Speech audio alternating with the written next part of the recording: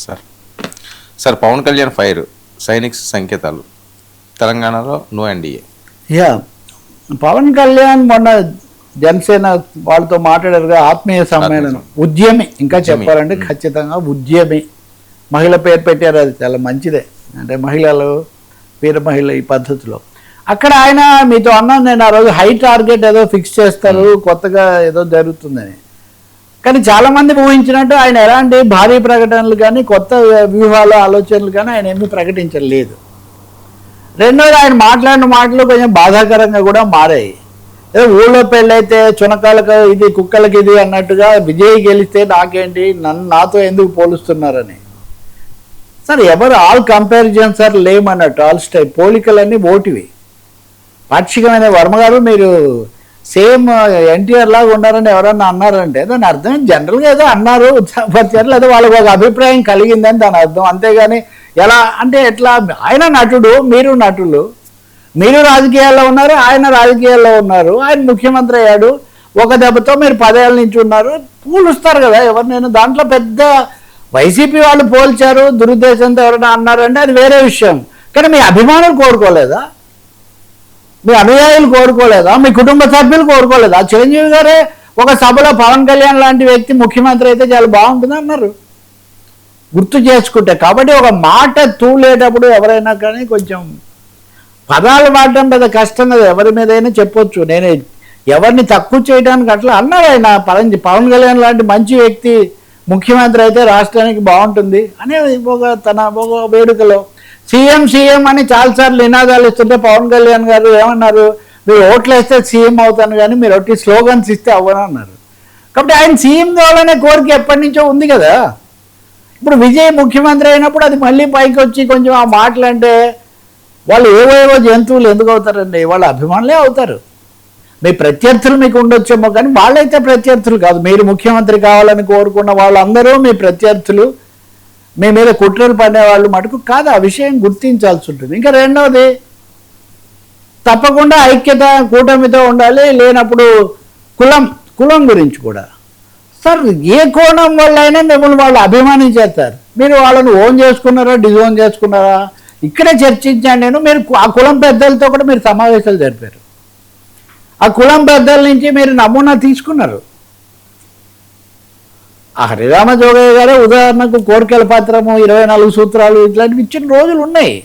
ఎన్నికల ముందు, అది ఎన్నికల ముందేమో జరిగి ఎన్నికలు అయిన తర్వాత మటుకు అస్సలు నాకు ఆ మాటే లేదని చెప్తే, రెండోది వాళ్ళందరూ ఓట్లు వేస్తే నేను ఎందుకు ఓడిపోతాను, అందరూ ఓట్లు వేస్తే అందరూ అంటే ఒక కులం వాళ్ళు అందరూ ఓట్లు వేయాలి, లేకపోతే వాళ్ళు మాట్లాడకూడదు. ఇది ఎక్కడండి? అన్ని కులాల వాళ్ళు, అన్ని మతాల వాళ్ళు ప్రజాస్వామ్యంలో ఉంటారు, ఓట్లు వేస్తారు. వచ్చిన వాళ్ళకి వస్తాయి, రాని వాళ్ళకి రావు. నేను తెలుగుదేశంతో బీజేపీతోనే ఉంటానని చెప్పడానికి పూర్తి అధికారం ఉంది. దానివల్లే అధికారం వచ్చాము, 21 సీట్లు వచ్చాయని చెప్పడం అది వేరు. కానీ ఇలా కాకుండా మీరు ఇంకా పెరగాలి అని ఎవరన్నా అంటే వాళ్ళందరికీ కూడా ఏదో దురుద్దేశం ఉంది, ప్రేమలు పెరిగిపోయినాయి. వైసీపీ వాళ్ళకి ప్రేమ, నేను మీతో కూడా చెప్పారు 3 వైసీపీకి ఏం సంబంధం, అంబటి రాంబాబుకి ఏం సంబంధం అని.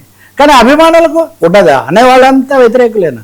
చాలా ఆశ్చర్యం కలుగుతుంది. ఇంకోటేమో ఇన్ని మాట్లాడేసి 11 సీట్లు కూడా రాని వాళ్ళు మాట్లాడితే ఎట్లా? ఇప్పుడు వాళ్ళు ఏమంటున్నారు, మీరు ఒక్క సీట్ కూడా రానప్పుడు మా మీద మాట్లాడలేదా అంటున్నారు. మీరేం సమాధానం ఇస్తారు?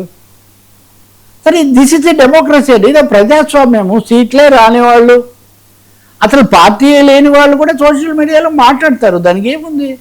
మాట్లాడాలంటే 11 సీట్లు వచ్చిన వాళ్ళు మాట్లాడకూడదు అంటే అది ఎలా కుదురుతుంది? కాబట్టి తప్పులను విమర్శించడం వేరు, కానీ ఒక అసహనం, ఒక ఆగ్రహం, దేని మీద ఆగ్రహం? విజయ్ లాగా మీరు కూడా ముఖ్యమంత్రి కావాలని ఎవరన్నా అంటే వాళ్ళ మీద ఆగ్రహం, అసహనం అవసరమా? ఇవి సరైన పద్ధతిలో లేవు. ఇంకోటి, ఆంధ్రప్రదేశ్లో ఏమున్నాయి? కులమతాలు ఉన్నాయేమో, జోకా అండి అది. ఆంధ్రప్రదేశ్ అంటే కులమతాల నిలయమా? దేశంలో మిగతా చోట్ల లేవా కులమతాలు? తమిళనాడులో ఇప్పుడు విజయ్ గెలిచిన ఇదే తమిళనాడులో కులానికి ఒక పార్టీ ఉంది. ఆంధ్రప్రదేశ్ కనీసం ఇప్పుడు ఉమ్మడి రాష్ట్రంగా ఉన్నప్పుడు విడిపోయాక కూడా ఇక్కడ కనీసం అనేక స్వాతంత్రోద్యమాలు, సంఘ సంస్కరణ ఉద్యమాలు, హేతువాద ఉద్యమాలు అనేక నడిచాయి.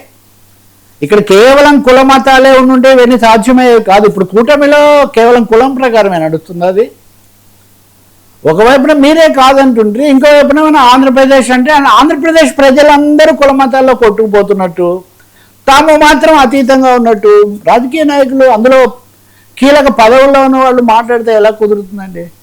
చాలా ఇబ్బందికరంగా. మరి ఆయన ఒక విధంగా పరిస్థితిని బట్టి ఒక ఒత్తిడి వల్ల లేదా అసహనంలో ఉన్నారేమో తెలియదు, కానీ చాలా పొరపాటు సంకేతాలు, ఇబ్బందికరమైన వ్యాఖ్యానాలు మటుకు చేశారు. అది వరకు కూడా ఒకటి రెండు చేశారు, అప్పుడు కూడా చెప్తే కొన్ని సవరించుకున్నారు, కొన్ని ఏమో ఇప్పటికీ అలాగే ఉన్నాయి. ఇంకోటి ఎట్టి పరిస్థితుల్లో నేను సనాతనం వదులుకోను అని చెప్తున్నారు, అంతే కదా, అక్కడ కూడా చెప్పారు. సార్ సనాతనం అంటేనే వర్ణ వ్యవస్థ, చాతుర్వర్ణం మయా సృష్టం గుణకర్మ విభాగశః, చాతుర్వర్ణం ఉంటేనే సనాతన వ్యవస్థ ఉంటుంది సార్. మీరు సనాతన వ్యవస్థ అంటే అదే కదా, నిచ్చెన మెట్ల వ్యవస్థ ఇదంతా. కాబట్టి నాకు ఇష్టమైనవి నేను తీసుకుంటాను, మిగిలిన వదిలేస్తానంటే ప్రజాస్వామ్యంలో అది కుదరదు. మీరు ఎప్పుడైతే ఆ వ్యవస్థ మాట్లాడారో అప్పుడు ఇవన్నీ వస్తున్నాయి. కాబట్టి ఒక విధంగా చెప్పాలంటే పవన్ కళ్యాణ్ మొన్న ఆవేశం ఎక్కువైపోయి స్పష్టత, సమగ్రత బాగా లోపించాయి. ఒకటే అర్థమైంది అందరికీ, ఆయన బీజేపీతో ఖచ్చితంగా ఉంటారు, మోదీతోనే ఉంటారు, కూటమిని కూడా 15 ఏళ్ళు కొనసాగిస్తారు అన్న విషయం అయితే అర్థమైంది. అదే ఆయన ఇష్టం, అదే ఆయన బలాన్ని గురించి ఆయన అంచనా. కానీ కుల మతాల గురించి, ప్రజల ఆకాంక్షల గురించి, తనను బలపరిచిన సామాజిక తరగతుల గురించి మాత్రం, వామపక్షాల గురించి, ఒకప్పుడేమో ఈయన చెగువేరా బొమ్మ వామపక్షాలతోనే పొత్తు, గత ఎన్నికలు మీరు మార్చారు, వెల్లన్గుడ్డు ఎవరో ఇరాన్లో చచ్చిపోతే వామపక్షాలు చేస్తాయంట, మా హిందువు చచ్చిపోతే మేము చేయకూడదు, మా హిందువు చచ్చిపోతే ఈ చర్చ ఏంటి సార్? అసలు భారతీయుడు చచ్చిపోతే ఎవరు చచ్చిపోయినా చేయండి, మా హిందువు చచ్చిపోతే మేము చేయకూడదా?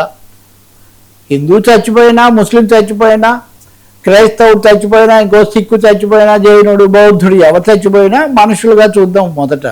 అసలు మా హిందువు చచ్చిపోతే అనే ఈ చర్చ ఉంది చూడండి. పహల్గాంలో వచ్చిన చర్చ అదే కదా. ఎందుకు ఉగ్రవాదులను విమర్శించాం? ఉగ్రవాదులు మతం అడిగి మరీ చంపారు, అది ఉగ్రవాదులు చేసే పని సార్. మతాల వారీగా మాట్లాడడం ఉగ్రవాదులు, ఉన్మాదులు మాత్రమే చేస్తారు, మామూలు వాళ్ళు లౌకికవాదులు చెయ్యరు ఆ పని. కాబట్టి అవునన్నా కాదన్నా భారత రాజ్యాంగం లౌకిక తత్వం, సామాజిక న్యాయం చెప్తుంది. గతంలో మీరు కూడా చెప్పారు. ఇప్పుడు మటుకు సనాతనము ఇవే చెప్పుకుంటూ మీరేమో సనాతనము మతము, మిగిలిన ఆంధ్రప్రదేశ్కేమో కుల మతాలేనా? ఏపీ అంటే కుల మతాలు అంటే నేనైతే ఒప్పుకోలేను.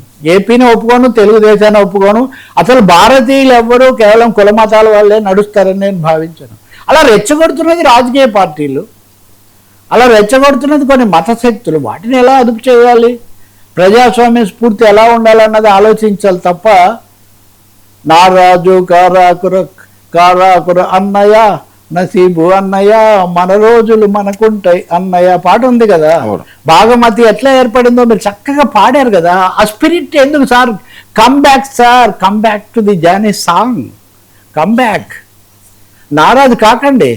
నారాజు అయినందువల్ల ఇలా మాట్లాడుతున్నారేమో నాకు తెలీదు. ఈ అసహనం అవసరం లేదు. మళ్ళీ ఒకసారి లౌకిక ప్రజాస్వామ్య భారతం వైపు మీరు రావాలని చెప్పి ప్రజలు కోరుకుంటారు అంతే, అంతకంటే ఇంకేం లేదు. మీరు ముఖ్యమంత్రి కావాలని మీ అభిమానులు, మీ సామాజిక తరగతి లేదా అనుయాయిలో కోరుకుంటే వాళ్ళేం మహాపాపం ఏం చేయట్లేదు. వైసీపీనో లేకపోతే ఇంకో మీ శత్రువు అనుకునే రాజకీయ శత్రువులను, వ్యక్తిగత శత్రువులు ఉంటే వాళ్ళని మీరు ఏమన్నా చేయండి. కానీ అందరినీ ఒకటే ఘాట కట్టి ముద్రలు వేయకండి. అదైతే చెప్పక తప్పదు. మీడియాలో గొంతు చించుకునే వాళ్ళని కూడా అన్నారు. ఎంతో కొంత గొంతు చించుకునే వాళ్ళలో మనం కూడా ఉండుంటామని నేను భావిస్తున్నాను. గొంతు చించుకోవట్లేదు సార్, ఇది గుండెల్లో నుంచే మాట్లాడుతున్నాం సార్. ఇద్దరు కేంద్ర మంత్రులు అవుట్, బండిపై గుస్సా, రాఘవ్ చడ్డాకు ఛాన్స్, జనసేనకు కూడా ఛాన్స్ అని కూడా కంటిన్యూషన్. ఓకే, ఇప్పుడు బండి భగీరథ వెళ్ళాడా, తీసుకెళ్ళారా? ప్రతిదీ ప్రశ్నే, ప్రతిదీ రాజకీయమే. నేను చట్టం ముందు అందరూ సమానులే అని నా కొడుకుని తీసుకెళ్ళి అప్పగించానని కేంద్ర మంత్రి బండి సంజయ్ చెప్తారు. కానీ సార్ మీరు 10 రోజులు కాపాడారు సార్. మీరు అప్పగించడానికి ముందు 9 రోజులు నవరాత్రుల్లాగా కాపాడి రాముడి సమక్షంలో ఏకతా యాత్రల్లో కూడా చాలా వీరోచితంగా ఆవేశంతో మీరు మాట్లాడి అనివార్య పరిస్థితుల్లో మీరు వైఖరి మార్చుకున్నారు. కానీ మీరేం అప్పగించలేదు. మేము గాలింపు చేస్తుంటే మాకు దొరికాడు, అరెస్ట్ చేశామని కమిషనర్, పోలీస్ కమిషనర్ ఆయన ప్రకటించారు. ఎందుకు కేంద్ర మంత్రి ఇప్పుడు ఎవరు అబద్ధం చెప్పారు? కేంద్ర మంత్రి కాదని నేను ఖండించలేదు. అంటే కేంద్ర మంత్రి